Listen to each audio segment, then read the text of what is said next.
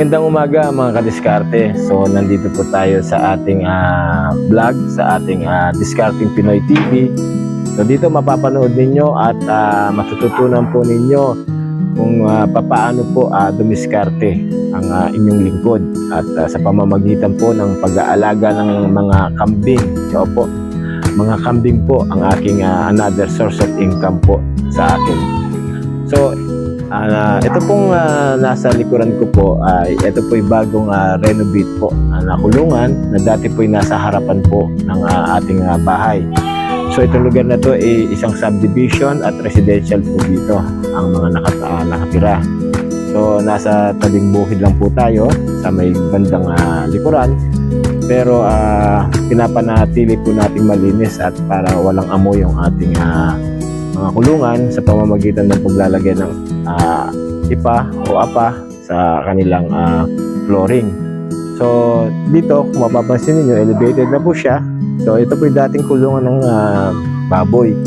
Ang ginawa ko po, pinatungan ko po siya ng plastic matting at naglagay din po ako ng mga steel post at dito po sa ilalim, dito po bumabagsak yung kanilang mga dumi at mga ihi. So ito iniipon natin at isinasako po. So ng isang araw po nakapag-produce po tayo ng mga siyam na sako na fertilizer at ito yung ating pinamigay sa ating community o sa mga kapitbahay na pang fertilizer po sa kanilang mga halaman. So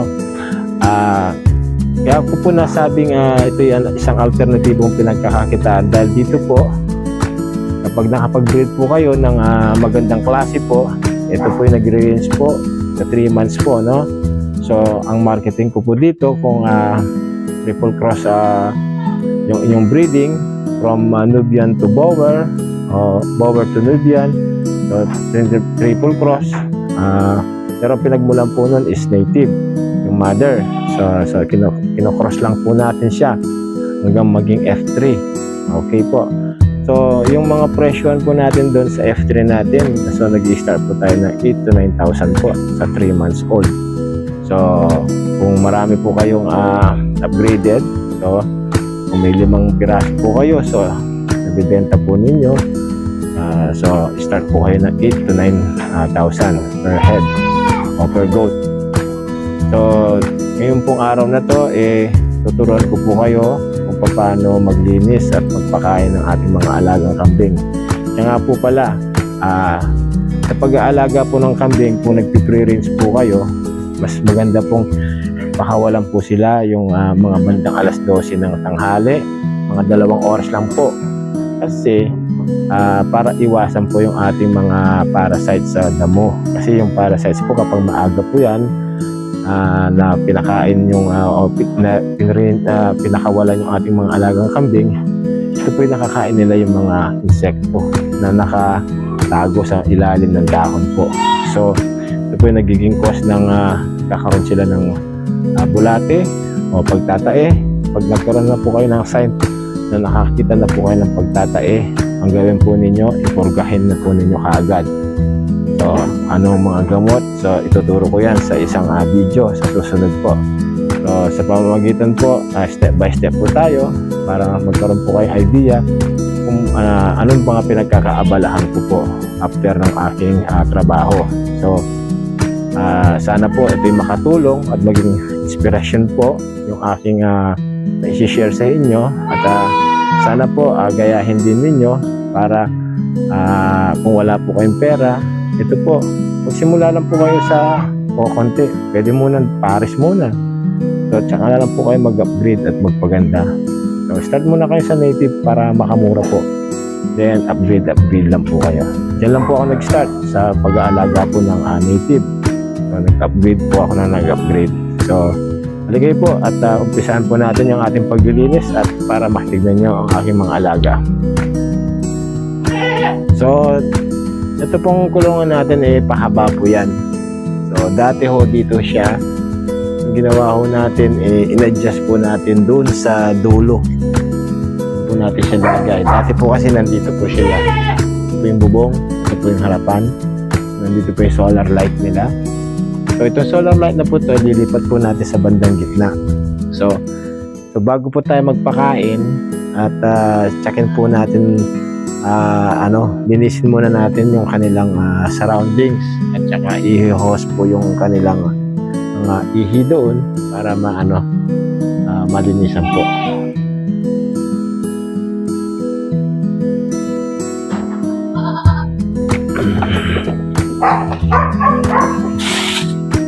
So, kagabi, umulan po kasi kagabi, kaya medyo basa po ang lupa. So, medyo gutom na po sila. Ang oras po ngayon ay nasa alas 9:30 na po. So, nag-i-start na po talaga silang nagugutom yan kasi usually alas 10 talaga pinapakain po ang mga alagang kambing. So, iwasan po ang magpakain ng medyo maaga kasi masisira po ang kanilang diet. So, iipunin lang po natin muna itong kanilang dumi. Kapag medyo marami-rami na ho yan, doon po natin talagay sa sako. So, mabilis naman pong linisin itong kanilang dumi. Kasi po, pagwawalis lang naman po yan. Yan po, may mga ipa po yun, oh. Ay, kita niya.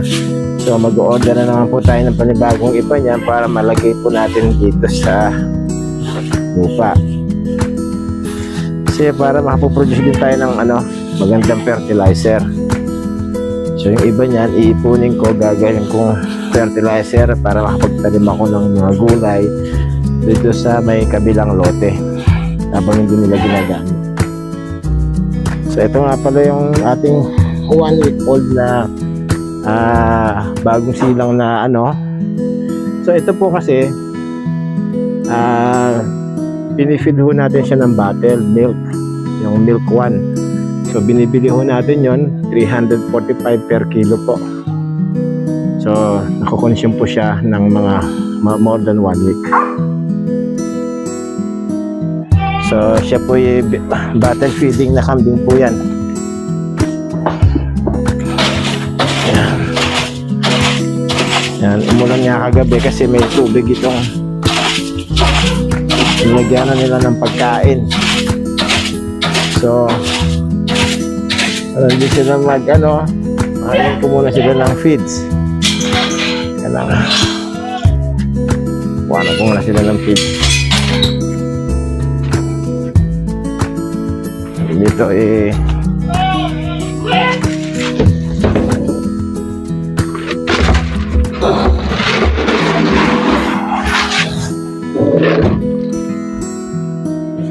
so konti na lang yung feeds nila.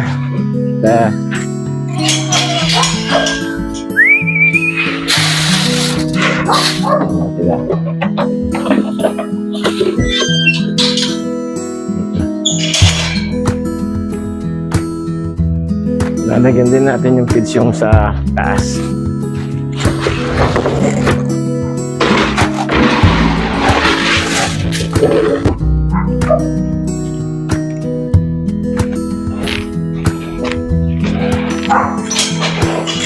Kapag nagkaroon tayo ng time, magpapalit na tayo ng mga breeder kasi matatanda na itong breeder natin. Mag-upgrade tayo ng panibagong breed.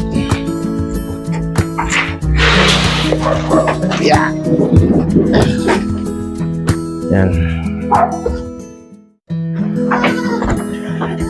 Tap dito ko istas.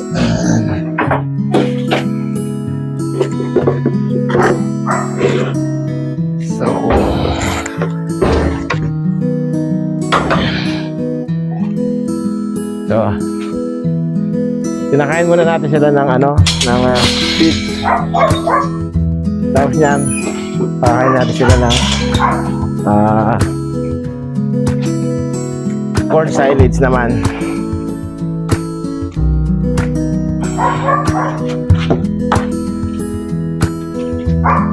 Medyo nakakahingal kasi mainit ang panahon. Sobrang init ngayon. Bigay dati medyo malilim sila dito.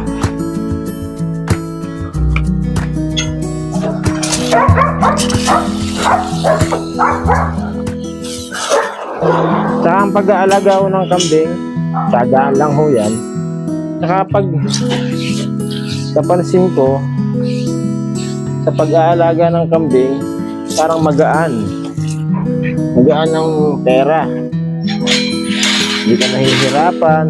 Kasi kapag gusto mong magkaroon ng pera, magbebenta ka lang. Ayan.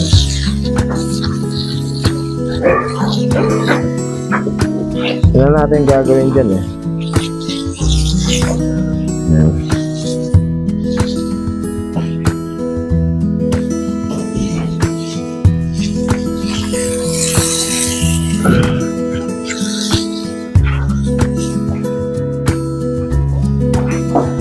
Nagpi-pre-rinse lang ako pag medyo marami akong time. So pinapakawalan ko sila dito sa kabilang lote. So yung kabilang lote, tinaniman ko na maraming ipil-ipil.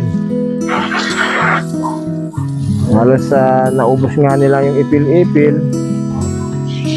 At ayaw ko naman silang masobrahan sa ipil-ipil. Kasi isa sa mga nagkukos din ng pagka-blat, yung kanilang tiyan ay lumalaki. So pwedeng mamatay yung kambing kung sobrang ang kanilang kinain.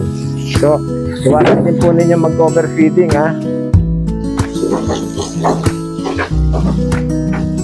Ito po.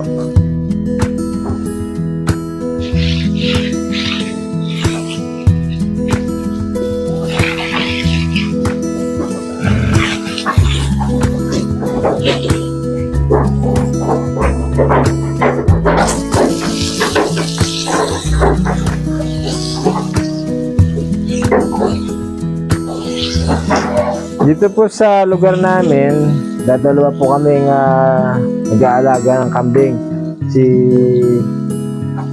Kuya Eddie at saka ako. Kasi itong lugar na pong ito ay subdivision po to. So, para makaiwas po ng pangangamoy, talagang linilinis po natin ng maigi ang kanilang kulungan. So, pag minsan darating yung time at magkaroon ng another budget, gagawin ko sila ng puso negro na sarili para doon na lahat mapunta yung kanilang dumi. Then, pag pwede maging fertilizer din yun.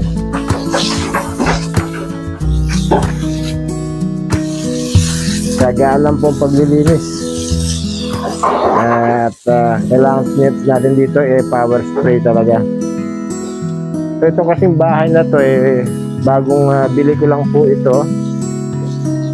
At bagong bayad lang po. So dito muna natin ginawa ng kulungan ng ating mga alagang kambing. At pinatanggal ko muna ho to ang kuryente nitong bahay. Tubig lang po ang iniwan ko kasi sayang naman yung kuryente kung wala naman titira. So marami pang renovation ang kailangan itong bahay na to bago malipatan. In the future, dito rin kami titira niyan kasi mas maluwag yun dito kasi kumpara doon sa kabilang bahay. Yan.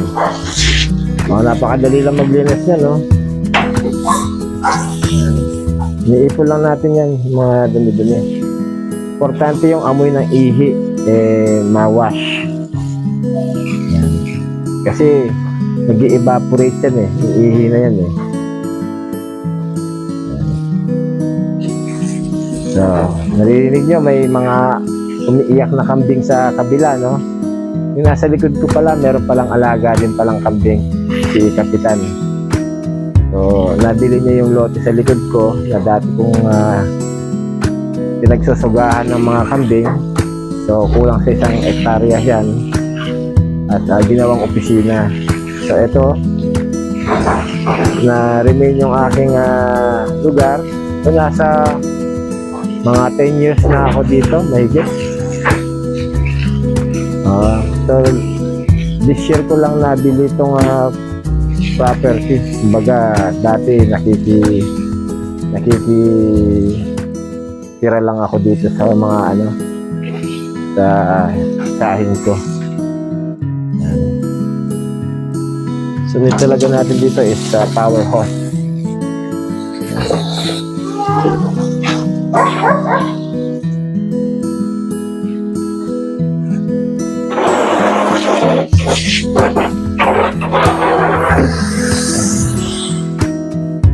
So, ang gagawin natin ngayon ay kukuha na naman po tayo ng pagkain ng silage. Bali, napakain at nalinisan na ho natin. Bigyan nyo, napakabilis lang ho natin, no? Sa paglilinis. So, mapapansin nyo, unti-unti natin pagagandahin itong lugar nila na mapapalitada pa yan.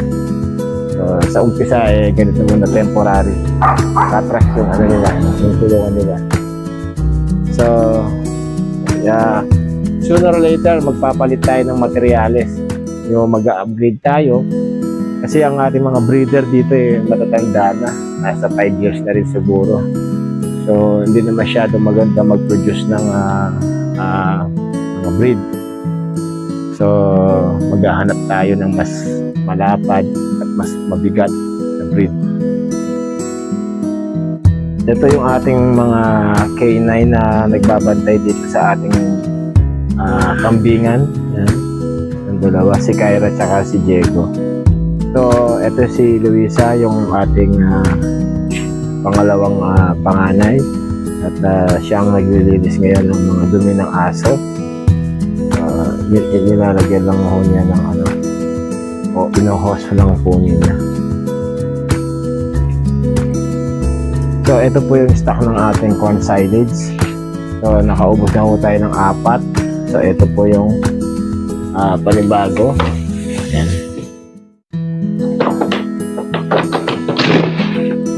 Buksan ho natin ating corn silage. Ito po yung binurong na-shred na dahon ng mais. Ito po, yan. Ito po yung ating corn silage.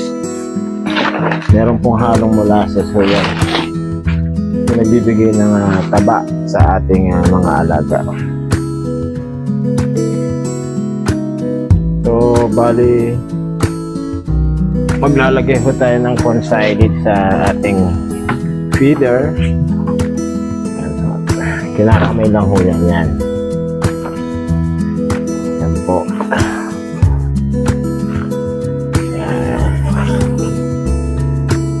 Lagyan lang ho tayo ng corn silage. Last na 2 drum na lang ho to. Medyo lumakas ho sila ng pagkain ng corn silage kaya medyo mabilis ang na-consume nila. Usually po dati-rati halos 1 buwan o 6 na drum.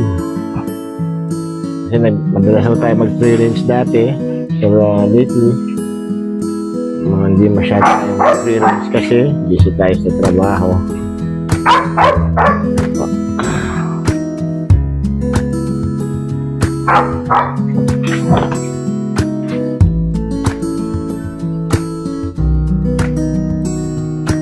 So, ito, papakain tayo ng corn silage. Hindi ka. Tignan mo yung ating corn silage. Hindi ka. Opya. Yan. Video mo yan. Kain sila ng corn silage. Yan. Kukuha pa ako ng isang Yan, video mo lang yan. Yan kakain sila ng marami. So maglalagay tayo ng 3 drum ng corn silage sa kanilang feeder. Okay.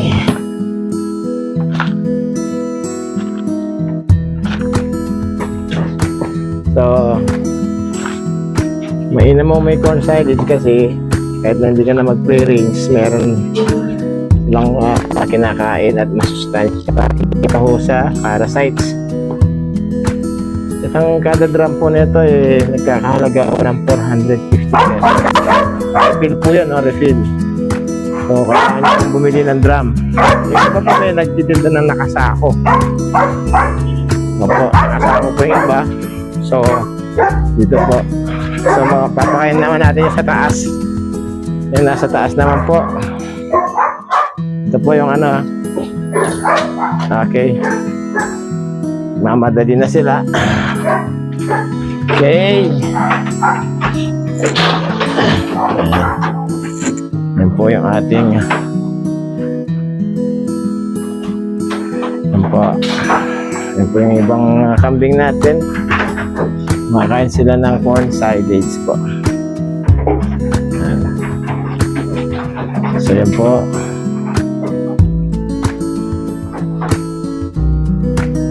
Yung iba. So kumonti na ho yung ating mga alagang kambing kasi yung iba na benta na. So unti-unti natin tinatanggal na yung matatanda para hindi na ho tayo mamatayan ng mga alagang kambing. So yan, hopefully matatapos natin yung ating bubungan. So may isang year pang kulang ho dito sa ating ginagawa. So yung gulong yerong to ay hindi na po naka-ako. So kailangan pang yan, mapalitadahan na lang po yung walling para magandang tignan tsaka mapinturahan po yung iba. So yan po yung ating mga alaga. Meron na ho tayo dito na naka-for sale. 3 barako po.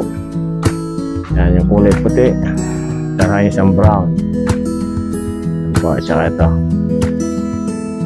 So, iwas po tayo ng inbreeding kaya para makabili tayo ng panibagong. Ito po, for sale ho ito. Yan po yung 9,000 po. Benta ko. Po. So, maraming salamat po sa panonood. Sana nagkaroon po kayo ng konting kaalaman sa ating